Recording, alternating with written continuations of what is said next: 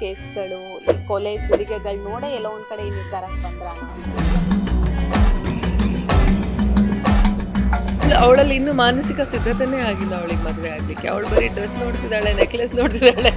Some girl is looking very beautiful with ಬಿಕಿನಿನೋ swim ಸೂಟೋ ಏನೋ, ಅವಳೆಲ್ಲೋ 5 ಸ್ಟಾರ್ ಫೋಟೋ ತೆಗೆದಿರ್ತಾಳೆ. ನಾವು you want to compete with them. ಸಾಕಷ್ಟು ದಿನದ ಇದೊಂದು ಬಯಕೆ ಇತ್ತು, ಇದೊಂದು ಹಂಬಲ ಇತ್ತು. ಬರೀ ನನಗೆ ಸ್ವಾತಂತ್ರ್ಯ ಮಾತ್ರ ಕೊಡಲಿಲ್ಲ, ಆ ಸ್ವಾತಂತ್ರ್ಯಕ್ಕೆ ಒಂದು ಜವಾಬ್ದಾರಿ ಇರಬೇಕು ಅಂತ ಹೇಳಿ ಕೊಡ್ತಾ ಇದೆ. ಈಗ ನಡೀತಿರುವಂತಹ ಈ ಡಿವೋರ್ಸ್ ಕೇಸ್ಗಳು, ಈ ಕೊಲೆ ಸುಲಿಗೆಗಳು ನೋಡೇ ಎಲ್ಲೋ ಒಂದ್ ಕಡೆ ಈ ನಿರ್ಧಾರಕ್ಕೆ ಬಂದ್ರ ಅನ್ನುವಂಥದ್ದು? ಇಲ್ಲಪ್ಪ, it's nothing do with it. C, divorce givers ಮತ್ತು ಈ ಮದುವೆ ಆಗೋದು, ಮದುವೆ ಆಗಲಿಕ್ಕೆ ಒಂದು ಮಾನಸಿಕ ಪ್ರಿಪರೇಷನ್ ಬೇಕೇ ಬೇಕು. They have to be psychologically prepared. ಇವತ್ತಿನ ಮಟ್ಟದಲ್ಲಂತೂ ಬರೀ ಅದು ಫೋಟೋಶೂಟ್ ಮಾಡಿಸ್ಕೊಳ್ತೀನಿ ಪ್ರೀ ವೆಡ್ಡಿಂಗ್, ಎಷ್ಟು ಜನ ಮಾಡ್ತೀರ ಅದಕ್ಕೆಲ್ಲ? ಪ್ರೀ ವೆಡ್ಡಿಂಗ್ ಫೋಟೋಶೂಟ್ ಆಗುತ್ತೆ, ಶಾಪಿಂಗ್ ಆಗುತ್ತೆ, ವೆಡ್ಡಿಂಗಲ್ಲಿ ಈ ಡ್ರೆಸ್ ಹಾಕೊಳ್ಳೋ. See, that is all very immature decisions. ಈಗ ಒಂದು ಸ್ವಲ್ಪ ಮೆಚುರಿಟಿ ಜೊತೆಯಲ್ಲೇ ಮದುವೆ ಆಗಬೇಕು ಯಾವುದೇ ಹೆಣ್ಣಾದರೂ. ನಾವೇನು ನೋಡ್ತೀವಿ, ಒಂದು ಚಂದ ಕಾಣ್ತಾಳೆ ಹುಡುಗಿ ಯಂಗ್ ಇರುವಾಗ, ಆಯಿತಾ, ಮತ್ತು ಅವಳು ಬೇರೆ ಕಡೆ ಹೊಂದ್ಕೊಳ್ತಾಳೆ. ಇದೆಲ್ಲ ಹಳೇ ರೀತಿಯ ಒಂದು ಮೈಂಡ್ಸೆಟ್ಟು. ಆಮೇಲೆ ಈ ಥರ ಮಕ್ಕಳೆಲ್ಲ ಆಗಲಿಕ್ಕೆ ಅವಳಿಗೆ ದೈಹಿಕ ಸ್ಥಿತಿನೂ ಸರಿಯಾಗಿರತ್ತೆ ಅಂತ ಇದನ್ನು ನಾವು ಯೋಚನೆ ಮಾಡಿರ್ತೀವಿ. ಬಟ್ ಅವಳಲ್ಲಿ ಇನ್ನೂ ಮಾನಸಿಕ ಸಿದ್ಧತೆನೇ ಆಗಿಲ್ಲ ಅವಳಿಗೆ ಮದುವೆ ಆಗಲಿಕ್ಕೆ. ಅವಳು ಬರೀ ಡ್ರೆಸ್ ನೋಡ್ತಿದ್ದಾಳೆ, ನೆಕ್ಲೆಸ್ ನೋಡ್ತಿದ್ದಾಳೆ, ಕಿವಿ ನೋಡ್ತಾ ಇದ್ದಾಳೆ. ಈ ಥರದ ಒಂದು ಇಮ್ಮೆಚುರಿಟಿಯಲ್ಲಿ ಅವರು ಈ ಒಂದು ದೊಡ್ಡ ಒಂದು ಜವಾಬ್ದಾರಿಗೆ ಅವ್ರು ಕಾಲಿಡ್ತಾ ಇರೋದ್ರಿಂದ I think it's happening. But I don't have anything to do with that. ಆಮೇಲೆ ಇದು ಮೊನ್ನೆ ಎಲ್ಲ ಆಗಿರುವಂತಹ ಏನೇನು ಇನ್ಸಿಡೆಂಟ್ಸ್ ಇದೆ, ಕ್ರಿಮಿನಲ್ ಅಫೆನ್ಸಸ್ಗೆ ಟರ್ನ್ ಆಗಿರೋವಂಥದ್ದು, ಇದೆಲ್ಲದನ್ನು ಇಮ್ಮೆಚುರಿಟಿನೇ ಕಾರಣ. ಒಂದು ಕಾರಣ. ಇನ್ನೊಂದು, ಅವರಿಗೆ ಎಲ್ಲೂ ಅವರ ಆಸೆಗಳನ್ನು, ಹಂಬಲಗಳನ್ನು ವ್ಯಕ್ತಪಡಿಸುವಂತಹ ಅವ್ರಿಗೆ ಜಾಗ ಸಿಕ್ಕಿರಲ್ಲ ಹುಡುಗಿಯರಿಗೆ. If you are able to talk to me are able to talk to others, then it will change your mind also, right? ನಾನು ಮಾತಾಡ್ತೀನಿ ಅಂತ, ಈಗ ಮೇಘಾಲಯದ ಹುಡುಗಿ, ಆ ಹುಡುಗನ ಇಷ್ಟಪಟ್ಟಿದ್ದೀನಿ ಅಂತ ಹೇಳಲಿಕ್ಕೆ ಅವಳಿಗೆಲ್ಲರೂ ಜಾಗ ಸಿಕ್ಕೋ, ಅವರೆಲ್ಲ ಹೇಳಿಬಿಟ್ಟು ಹೌದಾ ಇವನನ್ನ ಇಷ್ಟಪಟ್ಟಿದೆಯಾ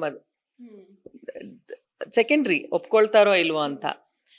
so she is not even Deere saying that. ಅವಳು ಮತ್ತು ಗ್ರ್ಯಾಜುಯೇಟ್ ಇದ್ದಾಳೆ ಆ ಹುಡುಗಿ, ಡಿಗ್ರಿ ಓದಿ ಅಷ್ಟೆಲ್ಲ ಅವಳು ಮಾಡ್ತಿದ್ರು ಅವಳಿಗೆ ಆತ್ಮಸ್ಥೈರ್ಯನೇ ಇಲ್ಲ. ಹಾಗಾದರೆ ಅವಳು ಅಷ್ಟೆಲ್ಲ ಓದಿದೇನು ಪ್ರಯೋಜನ ಬಂತು? ಮತ್ತು ಹೆಣ್ಮಕ್ಳಿಗೆ ಓದಿಸೋದು ಯಾತಕ್ಕೆ ನಾವು, ಅಲ್ವಾ? ಅಂದರೆ ಆ ಧೈರ್ಯ ಬರಲಿ ಅವಳಿಗೆ, ಹೋಗಿ ಮಾತಾಡೋ ಅಷ್ಟು, ಅಥವಾ ಅವಳ ಮನಸ್ಸಲ್ಲಿ ಏನೋ ಗೊಂದಲಗಳಿರೋದನ್ನು ಅವಳು ಅದನ್ನು ಇನ್ನೊಬ್ರ ಹತ್ರ ಹಂಚ್ಕೊಳ್ಳೋಕ್ಕೋ, ಈ ಧೈರ್ಯಗಳು ಅವಳಿಗೆ ಬರಲಿ ಅಂತಲೇ ನಾವು ಓದಿಸೋದೇ ಬಿಟ್ಟರೆ, ಯಾರಿಗೆ ಡೊನೇಷನ್ ಕೊಡೋಕ್ಕೆ ಯಾರ ಹತ್ರ ದುಡ್ಡು ಅಷ್ಟೊಂದು ಮೇಲಿಂದ ಉದುರತ್ತೆ, ಅಲ್ವಾ? ಮತ್ತು ಎಲ್ಲರೂ ಪಾಪ ಎಂಥ ಇದರಲ್ಲಿರಲಿ, ಅಪ್ಪ ಅಮ್ಮಂದ್ರೆ ಇವತ್ತಿನ ದಿನದಲ್ಲಿ ಹೆಣ್ಣು ಗಂಡು ಅಂತ ನೋಡ್ತಾ ಇಲ್ಲ.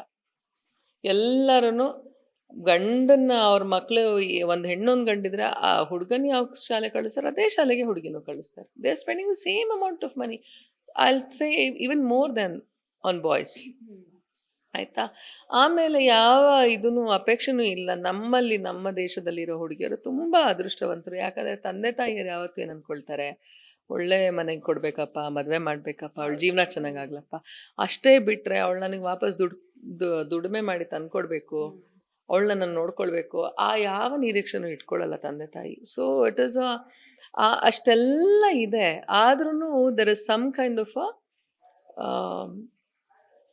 confusion in every girl. That's because of also because of social media and imitation ಇದೆಯಲ್ಲ. ಇನ್ನೊಬ್ರು ಜೀವನದಲ್ಲಿ ಏನೋ ಆಗ್ತಿದೆ, some girl is looking very beautiful with ಬಿಕಿನಿನೋ ಸ್ವಿಮ್ ಸೂಟೋ ಏನೋ, ಅವಳೆಲ್ಲೋ 5 ಸ್ಟಾರ್ ಫೋಟೋ ತೆಗೆದಿರ್ತಾಳೆ. ನಾವು you want to compete with them. ಆ ಇಮ್ಮೆಚುರಿಟಿಯಿಂದ they are following into all this. See, once you cross that is very common for anybody in 20s. that's what I'm telling you. ಅವಳು ತಪ್ಪು ಅಂತ ಹೇಳಲ್ಲ, ಅವಳು ಬೇಕಂತ ಮಾಡಿದಾಳೆ ಅಂತ ಅಲ್ಲ, ಆಮೇಲೆ ಡಿಗ್ರಿ ಆದ ಕೂಡಲೇ ಬುದ್ಧಿ ಬರುತ್ತೆ ಅಂತ ಅಲ್ಲ. ಆ ವಯಸ್ಸಿಗೆ ಅನುಭವದ ಮೇಲೇ ಬುದ್ಧಿ ಬರೋದು. ಅದಕ್ಕೆ that's what I am telling you. No, when you are 30 and 35 things are very different. You may not be able to know. ಈಗ ನನ್ನ ಫ್ರೆಂಡ್ಸ್ ಎಲ್ಲ when I was in 20s, they were in 30s. So they would say, oh ನನ್ನ ಚೀಕಿಂಗ್ ಆಗೋಗುತ್ತೆ, once we are 32, no Bhavana, this will happen, once we are 35, no this will. ಏನೋ ಮಾತಾಡ್ತಾ ಇರ್ತಾರಪ್ಪ ಇವರು ಅಂತ, because you don't relate to it. And how will you think in 20 then ನನ್ನ cheek will become like this in 40 ಅಂತ ಹೆಂಗೆ ಗೊತ್ತಿರುತ್ತೆ, you not even go through that. ಆಮೇಲೆ ಅವರಾಗಲ್ಲ, ಏನೇನೋ ಅವ್ರಾಗಲೇ ಮದುವೆ ಆಗಿದ್ವಿ, ಮಕ್ಕಳು ಅಂತೆಲ್ಲ ಮಾತಾಡ್ತಾ ಇದ್ದಾರೆ. I mean my 20s I am struggling to be to make better name in industry. ಅದಕ್ಕೆ ಸಂಬಂಧನೇ ಇರಲ್ಲ. So you don't connect, is just that. ಆವಾಗ ಇಮ್ಮೆಚುರಿಟಿ ಇದ್ದೇ ಇರುತ್ತೆ and you fall into wrong traps. ಯಾರೋ ಹುಡುಗ ಚಂದ ಬಂದು ಮಾತಾಡ್ಬಿಟ್ಟ ಅಂದರೆ ಫುಲ್ ಮೆಲ್ಟ್ ಆಗಿಬಿಡ್ತೀವಿ ನಾವಾಗ. ಎಲ್ಲ ಮೆಲ್ಟ್ ಆಗಿ ಏನು ನೋಡಕ್ ಹೋಗಲ್ಲ, ಏನು ಹಿಂದೆ ಮುಂದೆ ನೋಡಲ್ಲ. ಅವಾಗ ಅದನ್ನ ಲವ್ ಅಂತ ಅನ್ಕೊಂಡಿರ್ತೀವಿ. But it need not be. It is just that ಆ ಏಜಲ್ಲಿ ನಮಗೆ ಎಷ್ಟು ಮುಗ್ಧತೆ ಇರಬೇಕು ಅದು ಇರಲೇಬೇಕು. But it comes with some packages ಅಷ್ಟೇ. ಅದಾಗಿದೆ ಬಿಟ್ಟರೆ ಇನ್ನೇನು ಇಲ್ಲ. ಬಟ್ ಅದರ್ವೈಸ್ ಇವತ್ತಿನ ದಿನಗಳಲ್ಲಿ, ಇನ್ನು ಮುಂದೆ ಅಥವಾ ಇವತ್ತಿನ ದಿನಗಳಲ್ಲಿ, ಇನ್ಫ್ಯಾಕ್ಟ್ ನಾನು ರಾಜೇಶ್ ಖನ್ನಾ ಅವ್ರದ್ದು 80s ಒಂದು ಇಂಟರ್ವ್ಯೂ ನೋಡಿದೆ. ಆವಾಗ ಡಿಂಪಲ್ ಕಪಾಡಿಯಾ ಸಪ್ರೇಟ್ ಆಗ್ಯಾರಲ್ವಾ, ಅವ್ರು ಆವಾಗಲೇ ಹೇಳ್ತಿದ್ದಾರೆ, ಯಾರ್ ಅಭಿ ತೋ ಈ ಮ್ಯಾರೇಜ್ ಇನ್ಸ್ಟಿಟ್ಯೂಷನ್ का ना कोई मतलब नहीं रहा और मेरा भी भरोसा नहीं उड़ गया इससे ಅಂತ ಹೇಳ್ತಿದ್ದಾರೆ ಅವರು. So he has already spoken in for today's generation marriage institution does not work ಅಂತ ರಾಜೇಶ್ ಖನ್ನಾ ಹೇಳಿದ್ದಾರೆ. Institution does work. ಅಕಸ್ಮಾತ್ ಅದು ಅಷ್ಟು ಫೇಲ್ಯೂರ್ ಆಗಿದ್ರೆ ಹಂಗಾರೆ ಇಷ್ಟೆಲ್ಲ ಜನ ನಾವು ಇರಲಿಕ್ಕೆ ಸಾಧ್ಯ ಇರಲಿಲ್ಲ ಕೌಟುಂಬಿಕ ಇದರಲ್ಲಿ. It is not a failure, nor it is never been a failure. It's just that ಈಗ ನಮ್ಮ ಮುಂಚೆ ಅದು ಹುಡುಗಿಯರಿಗೆ ನಾವು ಪರ್ಮಿಷನ್ ಕೇಳ್ತಾ ಇರಲಿಲ್ಲ, ಸಣ್ಣ ಹುಡುಗಿಯರೇ ಮದುವೆ ಆಗಿಬಿಡ್ತಾ ಇದ್ರು. ಹಾಗಾಗಿ ಅವ್ರಿಗೆ ಅಷ್ಟೊಂದು ಅರಿವಿರ್ತಾ ಇರಲಿಲ್ಲ. ಈಗ ನೀವು ಎಲ್ಲೇ ಪುಟ್ಟ ಮಕ್ಳನ್ನೆಲ್ಲ ತೊಗೊಂಡೋಗ್ಬಿಟ್ರು ಅಲ್ಲಿ ಅಡ್ಜಸ್ಟ್ ಆಗಿಬಿಡ್ತಾವೆ ಅವು. ಈಗ ಹಂಗಲ್ಲ. ಅವಳಿಗೆ ಈಗ 20s ಅಂದರೆ ಅರ್ಧಂಬರ್ಧ ಬುದ್ಧಿ ಬಂದ್ಬಿಟ್ಟಿದೆ ಅವಳಿಗೆ. ಇಷ್ಟು ಓದಿದ್ದೀನಂತ ಬೇರೆ ಇದೆ ಅವಳಿಗೆ, ಓದಿದ್ದೀನಿ ನಂಗೆಲ್ಲ ಗೊತ್ತಿಲ್ವಾ ಅಂತ. ಬಟ್ ಜೀವನದ ಅನುಭವ ಇರಲ್ಲ. ಅಲ್ಲಿ there is going to be a mismatch. And also ನನಗೆ ಗೊತ್ತಿರೋ ಪ್ರಕಾರ ಇವತ್ತು ತುಂಬ ಸಣ್ಣ ಸಣ್ಣ ಕಾರಣಗಳು. ಕೆಲಸದವ್ರು ಬಂದಿಲ್ಲ ಪರ್ಕೆ ಹಿಡ್ಕೊ ಅಂದರೆ ಒಬ್ರು ಹೇಳಿದ್ರು ನಂಗೆ ಲಾಯರು, ಅವಳು 3 ತಿಂಗಳಾಗಿದೆ ಮದುವೆ ಆಗಿ, ಅವಳು ಆಗಲೇ ಡೈವರ್ಸಿಗೆ ಅಪ್ಲೈ ಮಾಡಿಬಿಟ್ಟಿದ್ದಾಳೆ ಹುಡುಗಿ. ನನಗೆ ಪರ್ಕೆ ಹಿಡ್ಕೊಳಕ್ಕೆ ಹೇಳ್ತಾನೆ, ನಾನು ಏನಂದ್ರೂ ಪರ್ಕೆ ಹಿಡಿಯಲ್ಲ, ನನಗೆ ಡೈವರ್ಸ್ ಬೇಕು ಅಂತ ಅಲ್ಲಿ ಕೋರ್ಟಲ್ಲಿ ಎಷ್ಟು ಹೇಳಿದ್ರಂತೆ ಜಡ್ಜ್ ಅವರೆಲ್ಲ. ಅಯ್ಯೋ ಇದಕ್ಕೆಲ್ಲ ಡೈವರ್ಸ್ ಕೇಳಬೇಡದಮ್ಮ ಅಂತೆಲ್ಲ ಹೇಳಿದ್ರು. She is not agreeing at all. ನನಗೆ ಪರ್ಕೆ ಮುಟ್ಟಕ್ಕೆ ಹೇಳೋ, ನಾನು ಪರ್ಕೆ ಹಿಡಿಯಲ್ಲ ಅಂತ. So instead if you are much more matured enough then you will understand, ನಮ್ಮನ್ನೇ ನಾನು ಕ್ಲೀನಾಗಿ ಇಟ್ಕೊಳ್ಬೇಕಲ್ವಾ ಅಂತ ಗೊತ್ತಾಗುತ್ತೆ. ಆವಾಗ you will not talk all that. So it is just that immaturity ಇರೋದ್ರಿಂದ ಹಾಗಾಗುತ್ತೆ. ಬಟ್ ನಾವು ಏನು ಮದುವೆ ಅಂತ ಬರುವಾಗ ನಾವು ನೋಡೋದು ದೈಹಿಕ ಹಿನ್ನೆಲೆಗಳು, ಮಕ್ಕಳಾಗಬೇಕು, ಅವಳಿಗೆ ನೆಕ್ಸ್ಟ್ ಸಂತಾನ ಇರಬೇಕು, ಅವಳು ತಾಯಿ ಆಗೋಕ್ಕೆ ಎಲ್ಲ ರೀತಿಯಲ್ಲಿ ಅವಳು ತಯಾರಾಗಿರಬೇಕು ಅನ್ನೋಂಥದ್ದು ನೋಡ್ತೀವಿ. ಬಟ್ ನಾವು ದೆರ್ ಇಸ್ ಅ ಪ್ರಾಬ್ಲಮ್. ಈ ಥರದ ಸನ್ನಿವೇಶಗಳಿರೋದ್ರಿಂದ we are little bit in a confuse state ಅಂತ ಅನಿಸುತ್ತೆ.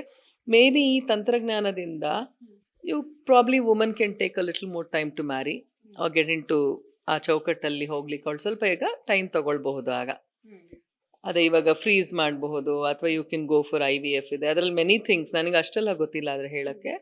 You can opt for so many options. ಇವಾಗ it makes it much easier. ಅಂದರೆ ನಿಂಗೆ ಒಂದು ಕರಿಯರು ಆಪ್ಟ್ ಮಾಡ್ಕೊಳ್ಬಹುದು. ಆಮೇಲೆ ತನ್ನ ಜೀವನ ಹೇಗಿರಬೇಕು ಅಂತ ಇವಾಗ ನಿರ್ಧಾರ ಮಾಡೋ ಅಷ್ಟು ಒಂದು ಪ್ರಭುತ್ವತೆ ಬರೋ ತನಕೂ ಸಹ ಯು ಕ್ಯಾನ್ ಸ್ಟಿಲ್ ವೆಯ್ಟ್ ಅನ್ನೋ ಅಂಥದ್ದು ಈ ತಂತ್ರಜ್ಞಾನದ ಮೂಲಕ ನಮಗೆ ಸಿಗುತ್ತೆ. ನೀವು ಈಗಷ್ಟೇ ಹೇಳಿದ್ರೆ ಮೆಚುರಿಟಿ ಇಸ್ ಇಂಪಾರ್ಟೆಂಟ್ ಅಂತ. ಬಟ್ ಇವಾಗಿನ ಕಾಲದಲ್ಲಿ ಹೆಂಗಾಗಿದೆ ಗೊತ್ತಾ, 20-25ನೇ ವರ್ಷಕ್ಕೆ ಮದುವೆ, 3 ವರ್ಷ ಬಿಟ್ಟಾದ್ಮೇಲೆ ಮಗು ಅನ್ನುವಂಥದ್ದು ಆಗಿ ಹೋಗಿದೆ. ಸೊ ಓಕೆನಾ, ಈಗ ಅದನ್ನ ಅವರು ಮೆಚುರಿಟಿ ಇಲ್ದವ್ರು ಏನಂತ ಇದ್ರೆ 40ನೇ ವರ್ಷಕ್ಕೆ ಮಗುನ ಅನ್ನುವಂಥದ್ದು ಕೂಡ ಪ್ರಶ್ನೆಗಳು ಹುಟ್ಟುತ್ತೆ. ಅದಕ್ಕೆ ಏನು ಹೇಳ್ತೀರಾ? Exactly, that's what I'm telling you.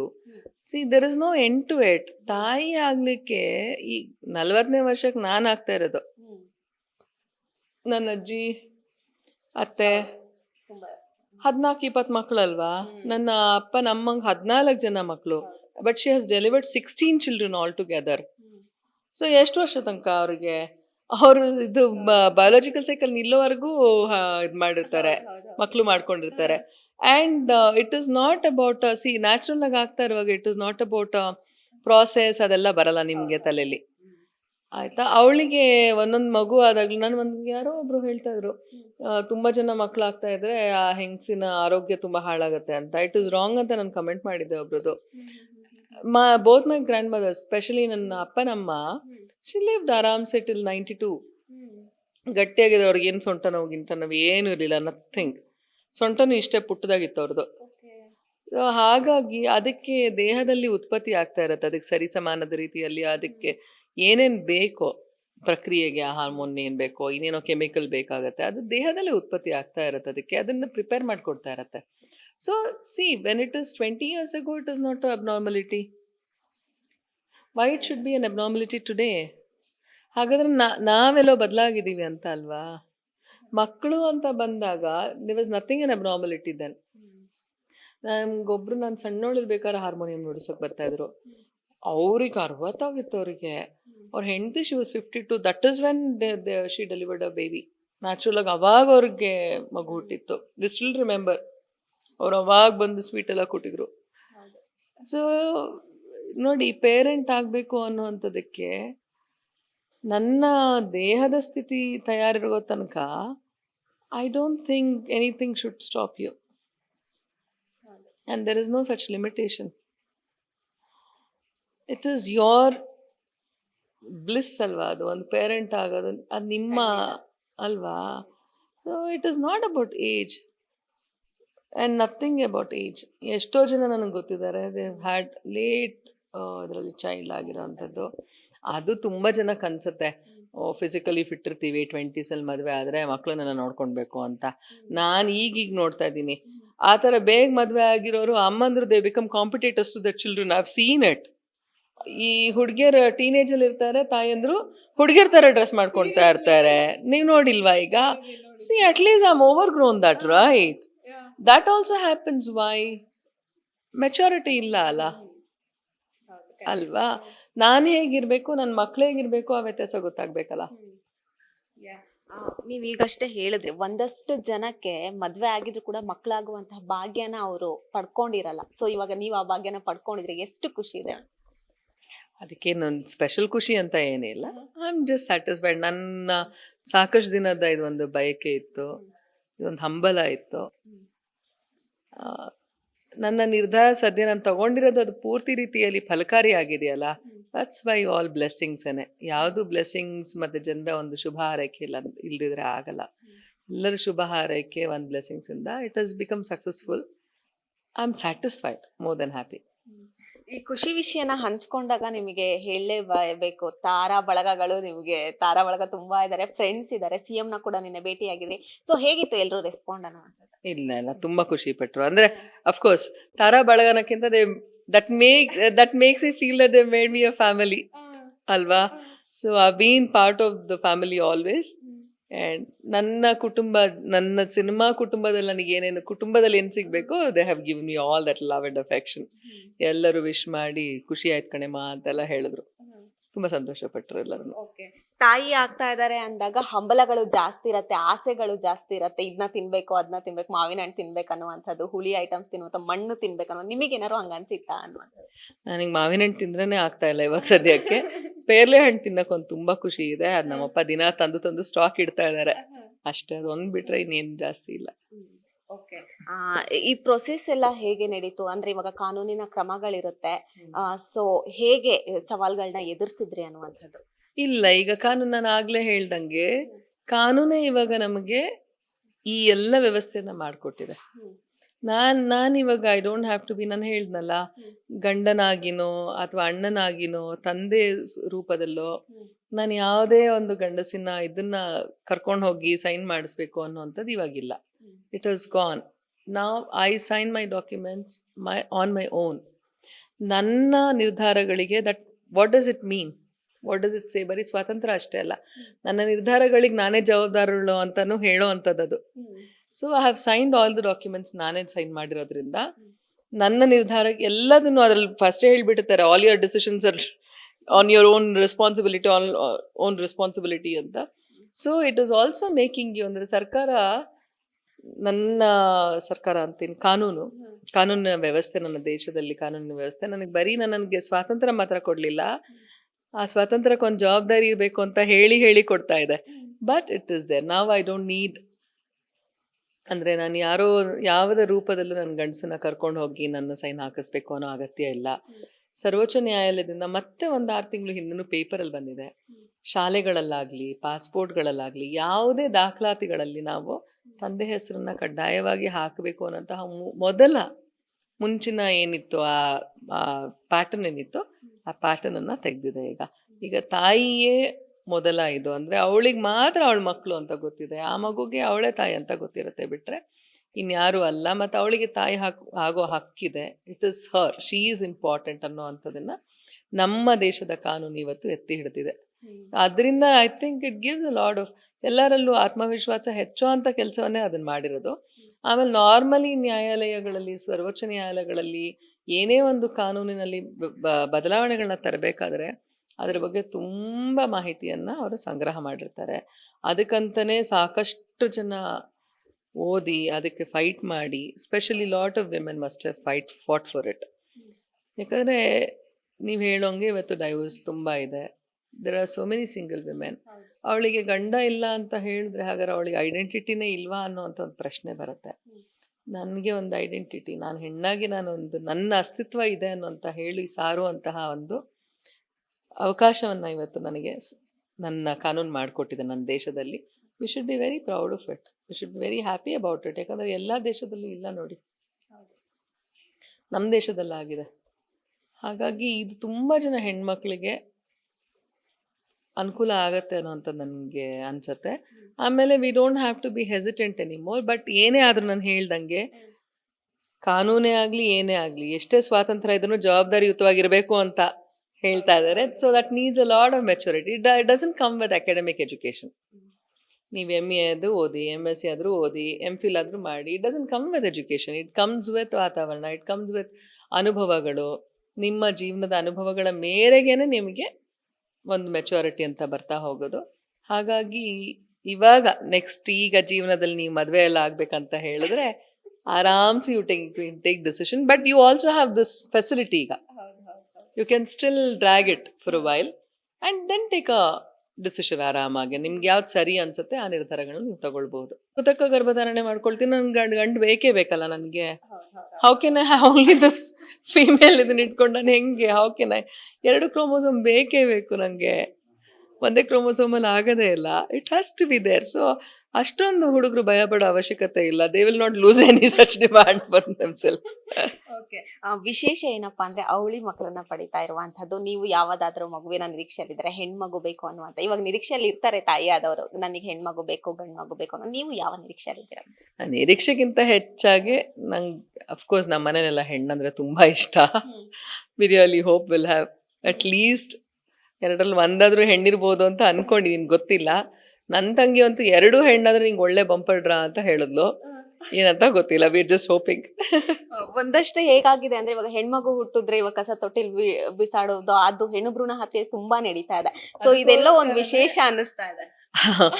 ಅಲ್ಲ, ಅದಕ್ಕೋಸ್ಕರ ನಮ್ಗೆ ಗೊತ್ತಾಗಲ್ವಲ್ಲ, ಜೆಂಡರ್ ಹೇಳಲ್ಲ ಈಗ, ಅದಕ್ಕೋಸ್ಕರನೇ.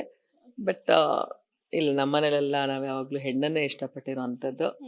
ಹೆಣ್ಮಕ್ಳಿಗೆ ನಮ್ಮನೇಲಿ ಆದ್ಯತೆನೂ ಜಾಸ್ತಿ. ನಮ್ಮ ಅಪ್ಪ ಅಮ್ಮನೂ ನಮ್ಮನ್ನು ಬೆಳೆಸಿದ್ದು ಹಾಗೆ ಬೆಳೆಸ್ಬಿಟ್ಟಿದ್ದಾರೆ. ತುಂಬ ಜಾಸ್ತಿ ಆದ್ಯತೆ. ನನ್ನ ತಮ್ಮಂಗೆ ಯಾವ ಇಂಪಾರ್ಟೆನ್ಸು ಸಿಕ್ಕಿಲ್ಲ ಆ್ಯಕ್ಚುಲಿ, ನೋಡೋಕೆ ಹೋದ್ರೆ ಸಣ್ಣನಿಂದ. ಅವನಿಗೊಂದು ಬಟ್ಟೆ ತಂದು ಕೊಟ್ಟಿಲ್ಲ, ಹೊಸದು ಏನು ಮಾಡಿಲ್ಲ ಅವರು. ನಮ್ಗಿಬ್ಬರಿಗೆ ತುಂಬ ಜಾಸ್ತಿ ಎಲ್ಲ ಮಾಡಿದ್ದು. So girl will have some kind of a charm ಅಲ್ಲ. ಕನ್ಸ್ ಕಂಡಿದ್ದೀರಾ ಅನ್ನುವಂಥದ್ದು, ಮತ್ತೆ ಬಟ್ಟೆಗಳನ್ನೆಲ್ಲ ಪರ್ಚೇಸ್ ಮಾಡ್ತಾ ಇರ್ತೀರಾ. ಸೊ ಏನಾದ್ರು ಪರ್ಚೇಸ್ ಮಾಡಿದ್ದೀರಾ, ನನ್ನ ಮಕ್ಳು ಹೀಗಿರ್ಬೇಕು ಅನ್ನುವಂಥದ್ದು ಕನ್ಸ್ ಏನಾದ್ರು ಕಂಡಿದ್ದೀರಾ? ಇಲ್ಲಪ್ಪ, ನಾನು ತುಂಬಾ ಆ ಥರ ವಿಷಯದಲ್ಲಿ I am not that keen on anything. ನಾ ಹೇಳಿದ್ನಲ್ಲ, ನನ್ನ ಫೋಟೋಗ್ರಫಿ ಮಾಡ್ಕೊಳ್ಳೋದು ನನ್ಗೆ ಅವೆಲ್ಲ ಏನಿಲ್ಲ. I am not like that. ಎಷ್ಟು ಸರಳತೆ, ಒಂದು ನೈಜ ರೀತಿಯಲ್ಲಿ ನಾವು ಜೀವನ ನಡೆಸೋಕ್ಕಾಗುತ್ತೋ ಆ ಥರ ನಡೆಸಬೇಕು ಅಂತ. ಮತ್ತು ಈ ಬಟ್ಟೆಗಳೆಲ್ಲ ಇವಾಗಲೇ ತಗೊಳ್ಬಾರ್ದು ಅಂತ ಹೇಳ್ತಾರಲ್ಲ, I am just waiting. Okay, ನೀವು ಕೂಡ ಸ್ಟಾರ್ ನಟಿ ಆಗಿರುವಂತದ್ದು, ಮುಂದೆ ಚಿತ್ರರಂಗಕ್ಕೆ ಏನಾದ್ರೂ ಕರ್ಕೊ ಬರುವಂತಹ ಪ್ರಯತ್ನ ಇದೆಯಾ? ಇನ್ನು 100 ವರ್ಷದ ಭವಿಷ್ಯ ಕೇಳ್ತಾ ಇದ್ದಾರೆ. ಅಷ್ಟು ಭವಿಷ್ಯ ನಾನು ನೋಡಿಲ್ಲ. ಥ್ಯಾಂಕ್ ಯು ಮರಿ, thank you. Okay okay. Bump ಮಾಡುವಂತದ್ದು ಏನಾದ್ರು ಸನ್ನಿವೇಶಗಳು ಆಗ್ತಾ ಇದೆಯಾ? ಒದಿಯುವಂತದ್ದು ಗೊತ್ತಾಗ್ತಾ ಇದೆಯಾ? ಇಲ್ಲ, ಅದೆಲ್ಲ ಇನ್ಮೇಲೆ ಶುರು ಅಂತೆ. ಬಟ್ ಸ್ವಲ್ಪ ಸ್ಲೈಟ್ ಮೂಮೆಂಟ್ ಗೊತ್ತಾಗ್ತಾ ಇದೆ. ಇನ್ಮೇಲೆ maybe in a weeks time I will have that. Thank you. Yes, ಇದಿಷ್ಟು ಭಾವನಾ ರಾಮಣ್ಣ ಅವರ ಮಾತಾಗಿತ್ತು. ಕ್ಯಾಮ್ರಾ ಪರ್ಸನ್ ನಾಗೇಶ್ ಜೊತೆ Aishwarya Gowda, speed news Kannada, Bengaluru. Beat plus Karnataka.